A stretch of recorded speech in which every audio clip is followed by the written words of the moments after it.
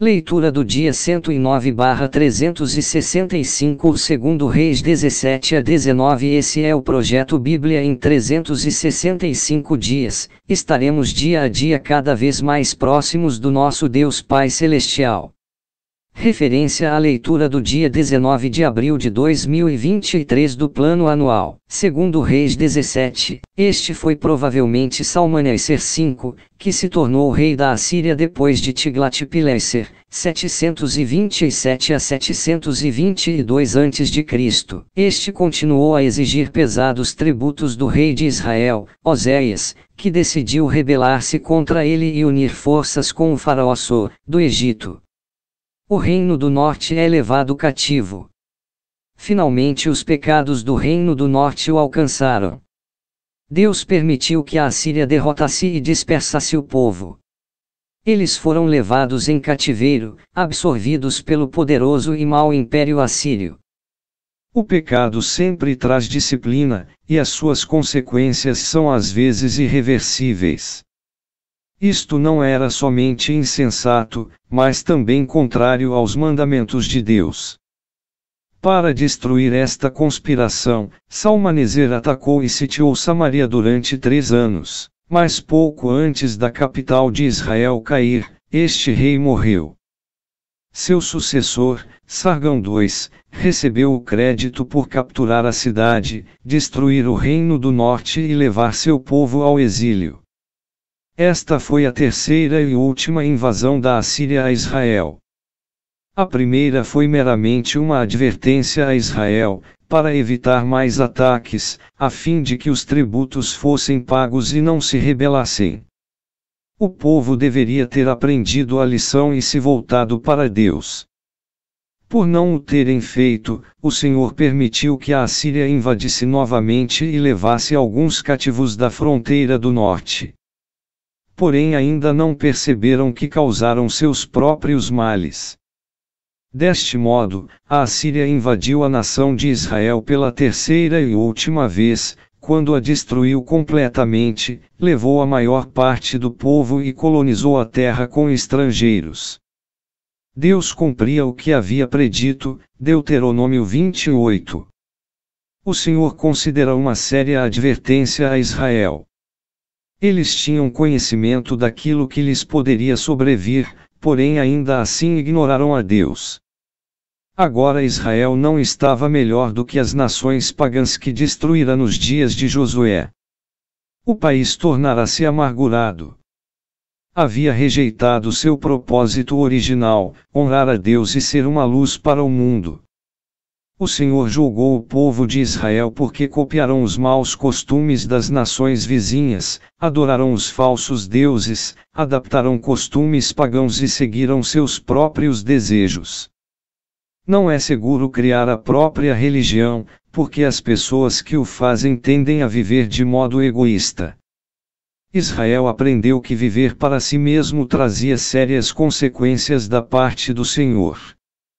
Há ocasiões em que aparentemente é difícil e penoso seguir a Deus, mas considere tal alternativa. Pode-se viver para o Senhor ou morrer para si mesmo. Decida ser uma pessoa temente a Deus e faça o que Ele diz, a despeito do preço a pagar. O que o Senhor pensa a seu respeito é infinitamente mais importante do que o juízo que os outros fazem de você. Por causa dos pecados públicos e ocultos do povo, uma grande destruição sobreveio a Israel. Não só toleraram a maldade e a idolatria pública, como também cometeram pecados ainda piores secretamente. Estes são aqueles que as pessoas não querem que cheguem ao conhecimento das outras, por serem embaraçosos e as incriminarem. Os pecados cometidos em oculto não são secretos para Deus. E desafiar o Senhor secretamente é tão danoso quanto uma rebelião pública.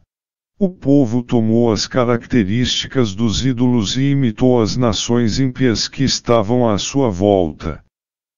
Israel esquecerá-se da importância e dos benefícios de obedecer à palavra de Deus. O rei e o povo estavam mergulhados na iniquidade.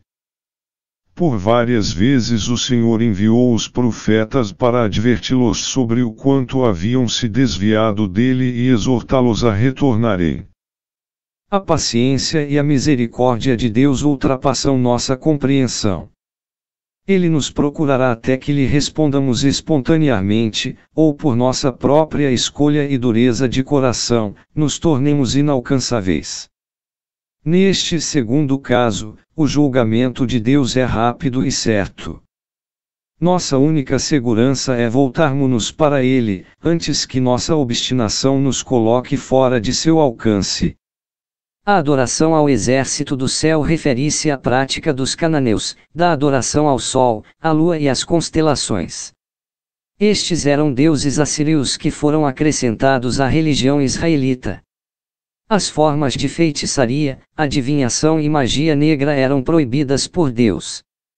O povo estava errado por buscar poder e orientação totalmente à parte do Senhor, de sua lei e de sua palavra. Isaías repetiu esta lei e profetizou que estas práticas ocultas trariam uma completa destruição àqueles que delas participassem.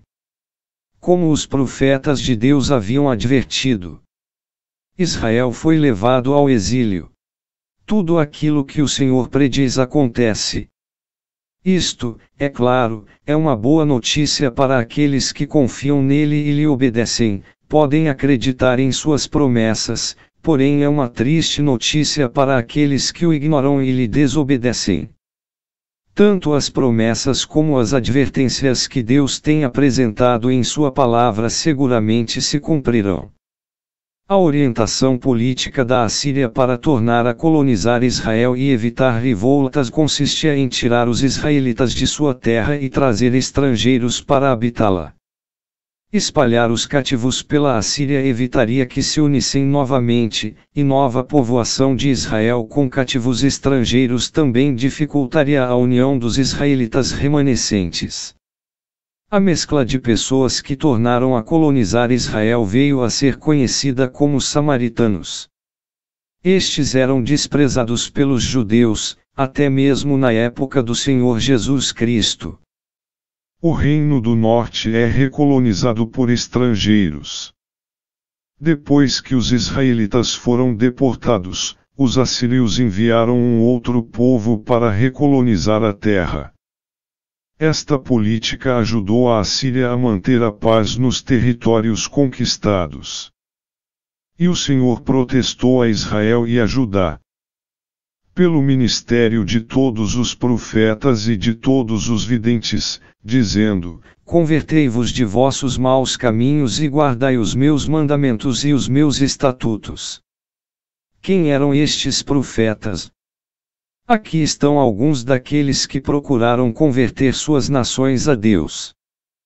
Predizer o futuro que fora revelado por Deus era apenas uma parte do trabalho de um profeta, seu papel principal era pregar a palavra de Deus ao povo, advertindo-o, instruindo-o e encorajando-o a viver de acordo com a vontade do Senhor.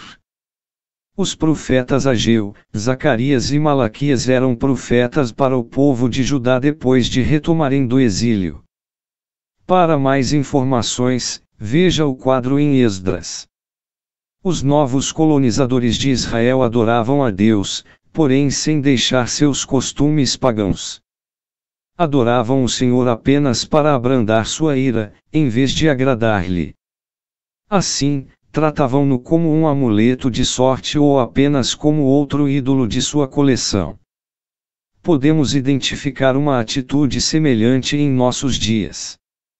Muitas pessoas afirmam crer em Deus, embora se recusem a abandonar as atitudes que ele reprova. O Senhor não deve ser acrescentado aos valores que já possuímos. Ele deve vir em primeiro lugar, e sua palavra deve moldar todas as nossas atitudes.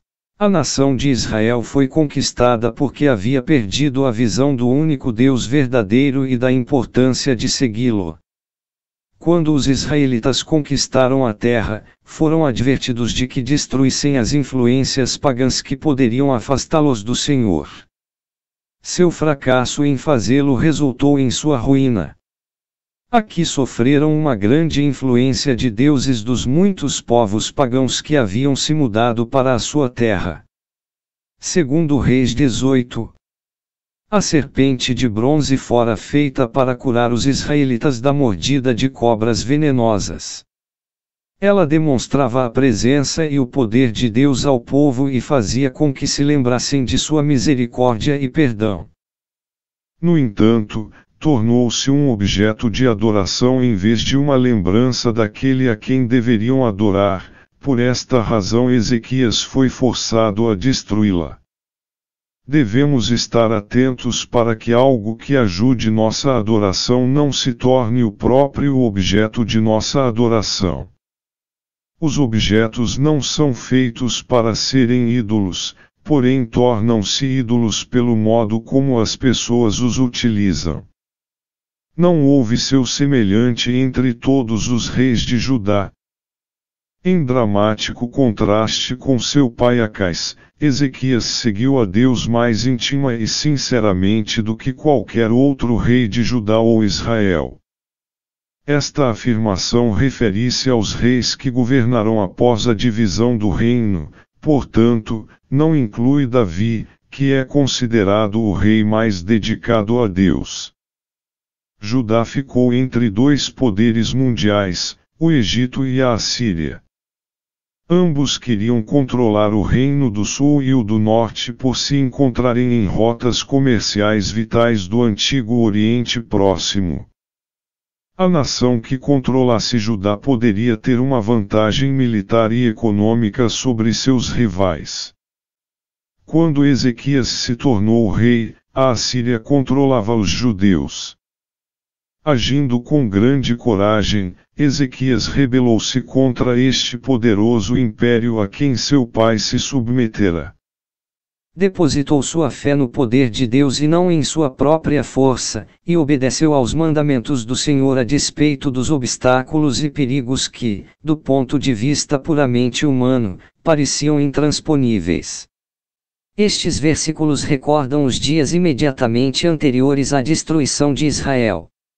Ezequias reinou com seu pai Acais, por 14 anos, 729 a 715 a.C., sozinho por 18 anos, 715 a 697 a.C., e com seu filho Manassés por 11 anos, 697 a 686 a.C., o que perfaz um total de 43 anos. Os 29 anos listados em 18:2 indicam apenas o tempo no qual Ezequias tinha completo controle do reino. Enquanto ele esteve no trono, o reino do norte foi destruído, 722 a.C. O conhecimento do destino de Israel provavelmente o motivou a reformar sua própria nação. Este evento aconteceu em 701 a.C., 4 anos após Senaqueribe tornar-se rei da Assíria. Este monarca era filho de Sargão II, o que deportara o reino do norte ao exílio. Para proteger-se do ataque assírio, o reino do sul pagava tributos anuais. Mas quando Senaqueribe tornou-se rei, Ezequias parou de enviar o dinheiro, na esperança de que a Assíria o ignorasse. Quando Senaqueribe e seu exército retalharam, Ezequias percebeu seu erro e pagou o tributo, mesmo assim a Assíria o atacou. Apesar de Senaqueribe ter invadido Judá, não era ávido pela guerra como os reis assírios anteriores, e preferiu gastar a maior parte do seu tempo em construir e ornamentar sua capital Nínive. Com a redução da frequência das invasões, Ezequias foi capaz de instituir muitas reformas e fortalecer a nação. Enviar o comandante-chefe, o comandante de campo e o representante pessoal do rei foi como mandar o vice-presidente, o secretário de Estado e o comandante-geral do exército para falarem com o inimigo antes da batalha. Todos estes homens foram enviados a fim de impressionar e desencorajar os judeus. Segundo Reis 19. Senaqueribe, cujas tropas capturaram todas as cidades fortificadas de Judá, enviou uma mensagem a Ezequias, para que este se rendisse. Ao perceber que não havia esperança, foi ao templo e orou. Deus respondeu sua petição e livrou Judá ao enviar um exército para atacar o acampamento assírio e forçar Senaqueribe a partir imediatamente. A oração deveria ser nossa primeira reação diante de qualquer crise. Jamais se deve esperar até que a situação se mostre desesperadora. Devemos orar diariamente para que o Senhor nos oriente. Nossos problemas são oportunidades para a manifestação de Deus. Isaías, o profeta, transmitirá a palavra de Deus desde os dias de Uzias, durante 40 anos. Embora a Assíria fosse uma potência mundial, não pôde conquistar Judá durante o período em que Isaías aconselhou os reis. Ele profetizou durante os reinados de Uzias, Azarias, Jotão, Acais e Ezequias. O penúltimo o ignorou, mas o último ouviu seus conselhos. Para conhecer melhor suas mensagens, veja o livro de Isaías. Os querubins são anjos poderosos. Apesar de Ezequias se aproximar de Deus com confiança, ele não teve a sua resposta por garantida nem se aproximou dele de modo impertinente. Antes, reconheceu a soberania de Deus e a total dependência que Judá tinha dele. A sua oração é um modelo para nós. Não devemos ter medo de nos aproximar do Senhor em oração, mas precisamos nos unir a Ele com respeito por quem Ele é e pelo que pode fazer em nosso benefício. Deus respondeu ao insulto de Senaqueribe e acusou-o de ser arrogante. Este monarca cria que seu reinado crescerá por causa de seus próprios esforços. Na verdade, o Senhor disse que este homem somente fora bem-sucedido por causa daquilo que ele permitiria que fosse realizado. É arrogante pensar que somos os únicos responsáveis por nossas realizações. Deus, como Criador, governa as nações e as pessoas. Os assírios tratavam os cativos com crueldade. Eles os torturavam por divertimento. Com requinte de perversidade, cegavam-nos ou tiravam deles pedaços de suas peles até que morressem. Se queriam transformar um cativo em escravo, muitas vezes colocavam um gancho em seu nariz. Deus afirmava que os assírios seriam tratados da mesma maneira que faziam com os outros. Desde que uma centelha permaneça ativa, o fogo pode ser novamente aceso e transformar-se em um grande incêndio. Semelhantemente, se apenas um remanescente de cristãos verdadeiros retiver uma partícula da fé, Deus poderá reconstruir uma nação forte e se apenas um vislumbre permanecer no coração, o Senhor poderá usá-lo para restaurar a ardente confiança que resta em cada crente. Se você sentir que apenas uma fagulha da fé permanece em sua vida, peça a Deus que a use para reacender o ardente fogo do comprometimento com Ele.